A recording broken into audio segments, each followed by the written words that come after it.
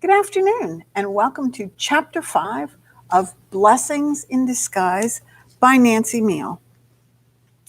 Our last chapter ended with Cheryl finding a note that read, "Keep quiet, or you'll be very, very sorry."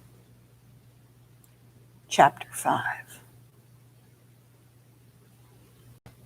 Are you all right, Cheryl? Cheryl realized her reaction to the letter concerned the young Amish girl.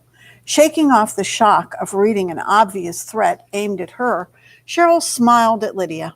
"I'm fine. Sorry, just a personal note from a customer. Nothing important." She didn't want to be rude or dismissive of Lydia, but she needed time to think. She urged Lydia to get back to her inventory work, trying not to look as alarmed as she felt. Then she slid the note into her apron pocket. Could the person leaving the gifts have written this? Cheryl couldn't believe it. The beautiful craft items and the crude note just didn't go together. As she was wondering what to do next, Naomi came in the front door. Cheryl hesitated a moment. Should she keep silent? What if she put her new friend in harm's way? "I have brought you more raspberry jam. I noticed you were getting low." Naomi stopped and stared at Cheryl. Before she could say another word, Cheryl took the basket of jam from Naomi. She shook her head slightly, hoping her friend would take the hint that she needed her to be quiet in front of Lydia. "Please watch the register, Lydia. I need to talk to Naomi about her order." Lydia nodded and began walking toward the front counter while Cheryl quickly scanned the store. Besides the Vogel brothers and Beau, there was a man and two women looking over her stock. She didn't know any of them, and she couldn't take the chance they might think she was going to say something she shouldn't to Naomi.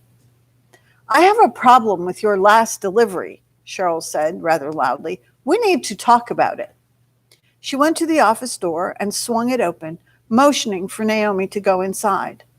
Once both women were safely within the small room, Cheryl closed the door and locked it. Is everything all right?" Naomi asked. "Did I bring you something you didn't like?" Cheryl waved her hand dismissively. "No, of course not.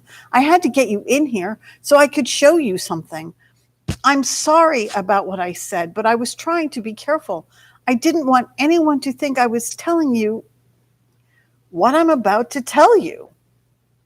Naomi frowned at her. "Has something else happened?" Cheryl took a seat in one of the chairs in front of her desk and pulled the other chair closer. After putting the basket of jams on her desk, Naomi sat down next to her. "Lydia found this on a shelf next to a painted plate that isn't part of my inventory. At first, I thought the items were related, but after thinking about it, I'm not so sure. Why would someone give me gifts and threaten me at the same time?"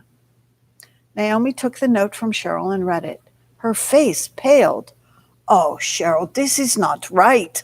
I believe it is time to talk to Chief Twitchell at the police department." Cheryl sighed. "I don't know. The note says I should keep quiet. What if the person who wrote this finds out I contracted the authorities? What should I do?" Naomi stared back at Cheryl for several seconds. I do not know. Why don't you bring this note along with the other one to my house tonight? I would like to see what Seth and Levi have to say. I have found their advice to be very helpful." "But that means telling more people, Naomi. Exactly what the note warns me not to do." "You're coming to our house for a meal, Cheryl," Naomi said firmly. "No one will think that is odd. And besides, I do not believe anyone would write a note like this, would be very concerned about an Amish family, ain't so?" Even though the strange message had shaken her, Cheryl had to chuckle. "You're probably right." Although she wanted to believe she was equal to handling the situation alone, Cheryl remembered a scripture from Proverbs, chapter 28, verse 18. "Plans are established by seeking advice, so if you wage war, obtain guidance." In Cheryl's mind, she was in a war. Someone wanted to disrupt the peace she had found in Sugar Creek, and she had no intention of letting that happen. All right, she said finally, if you don't think Seth and Levi will mind, I would really like to hear what they have to say. I am sure they will be more than happy to share their thoughts. After all, they are men, yeah? Naomi's attempt at humor made Cheryl laugh. You're right about that. They are men. The two women smiled at each other as if sharing a secret. Cheryl already felt better. I can't tell you how much I appreciate you and your family. I was afraid of being alone after my aunt left. You're never alone, Cheryl. God is always with you. It is He who gives us friends. Love always finds a home in the heart of a friend. Cheryl recognized that particular Amish proverb. Mitzi had embroidered the saying, and it was framed and hanging on the wall in her living room. Thank you, Cheryl said. She tried to blink away the quick tears that filled her eyes. Naomi reached over and patted her arm. I am blessed by you as well, my friend. We will face this trial together. God will see us through. Cheryl nodded, unable to trust herself to speak. Naomi rose to her feet. I must go, but we will see you tonight at 6 o'clock. Do you know how to find our farm? I think so. At the end of Main Street, there's a sign that points the way to the Miller Maze and Petting Zoo. I assume if I follow the sign, I'll come across your house. Naomi smiled. Yes, you will see our house not long after passing the maze and the zoo. We will be watching for you.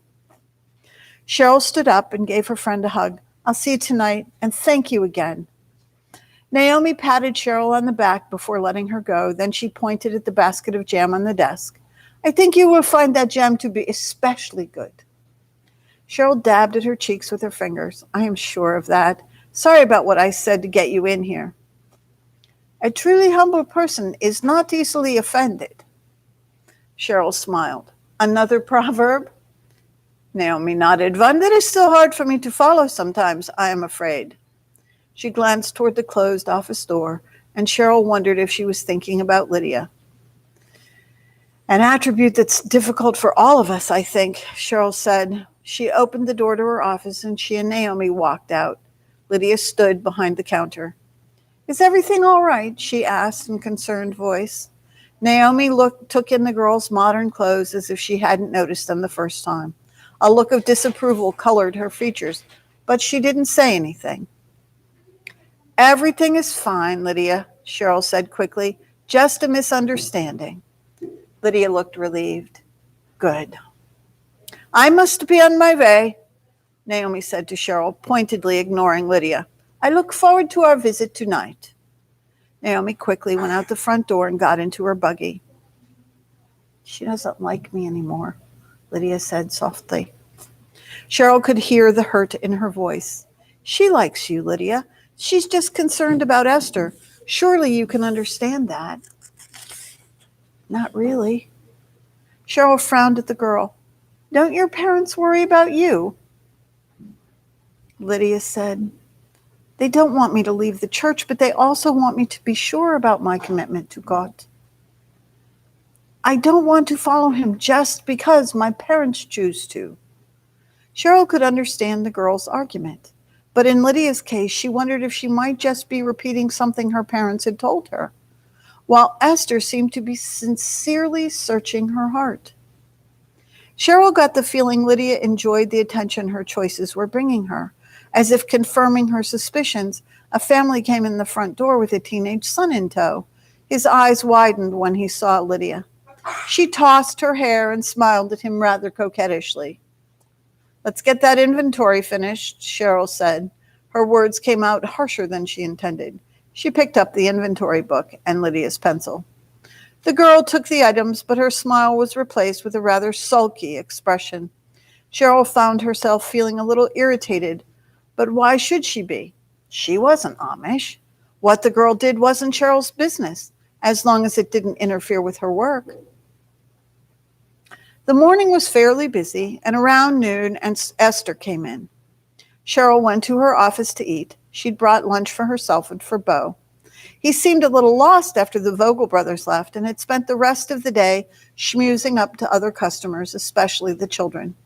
But when he smelled his favorite meal being served in the back room, he made a beeline for the office. "You are a pill," she told him as he gulped down his tuna cat food. The aroma overshadowed the peanut butter and jelly sandwich Cheryl was trying to eat. "Tuna and peanut butter. Yuck," she said to Bo, who ignored her completely. After lunch, Cheryl worked on the books until it was time for Esther to leave. When Cheryl went back to the shop, she was surprised to find Rachel Schwarzentuber and another woman looking over the cooler of cheese and fruit.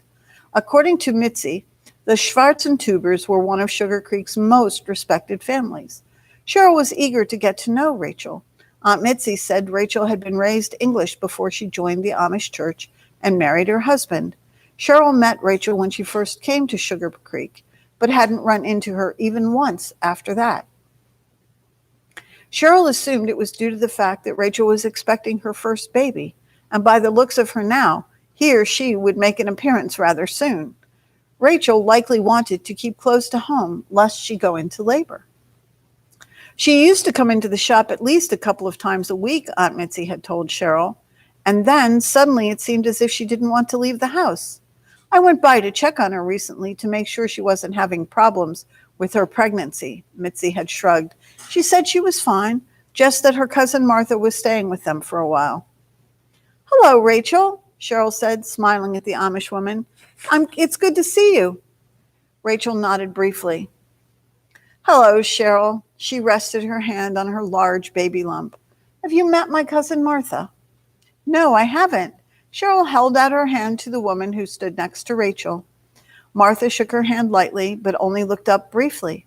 Cheryl got a quick glimpse of a pale woman with wide green eyes and reddish-brown hair, covered by a large black bonnet.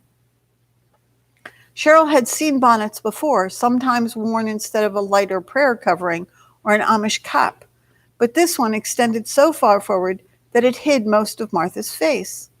"I'm glad to meet you, Martha," Cheryl said. Although the woman nodded, she didn't say anything. "I wonder if you have butter cheese," Rachel asked. "I've been craving it, or maybe it's these two who have the cravings." She patted her midsection. "Oh, you're having twins. How wonderful. Do you know if they are boys or girls or one of each?" Rachel smiled. "We will wait until they arrive to see how the Lord has blessed us." "Well, I am delighted for you, and they will bring twice the joy, I'm sure. Now, how much of this cheese will satisfy your cravings?" Rachel thought for a moment.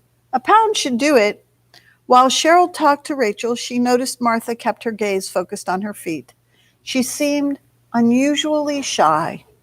Cheryl went to the cooler and picked up a 1-pound package of butter cheese, a cheese she had never heard of until coming to Ohio. It was one of her favorites. Mild and smooth, it went with almost everything. Cheryl met the woman at the counter and was getting ready to ring up their purchases when Lydia and Esther came up next to her.